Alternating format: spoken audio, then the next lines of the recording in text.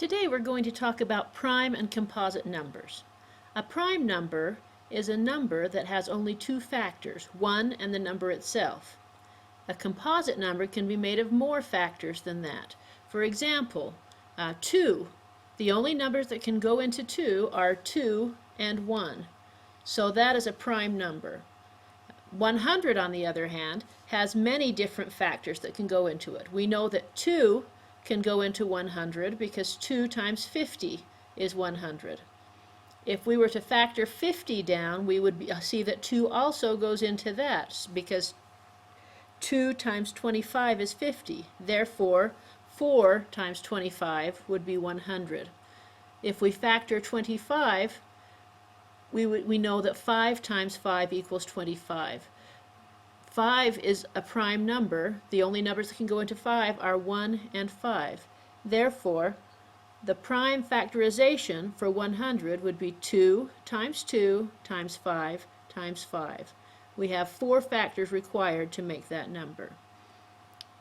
I'm going to use a tool called the Sieve of Eratosthenes. This is demonstrated by the National Library of Virtual Manipulatives with this applet to demonstrate how we can remove all of the composite numbers by removing all of the numbers for which the prime numbers are factors. For example, if I click on 2, it has removed all of the multiples of 2. If you notice the pattern, we've removed all of the even numbers. That's a clue for the future that any even number will be a composite number because 2 is a factor of that number. Now if we remove the 3's, we've taken away quite a few more. Now some of the multiples of 3 were already removed when we removed the multiples of 2, but when we remove the multiples of 3 we get even more. If we remember the divisibility rules, any number that the digits add up to that is divisible by 3 could be removed. We have taken all of those out. The divisibility rule for 5 says that all of the multiples of 5 will end in a 5 or a 0.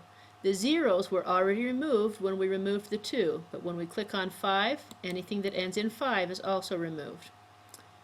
We'll go ahead and remove all the multiples of 7 as well. And now, even though we could click on more of these numbers, at this point we have actually removed all of the composite numbers between 1 and 100. All of these other numbers that are remaining are prime numbers. The only factors they have are 1 and the number itself.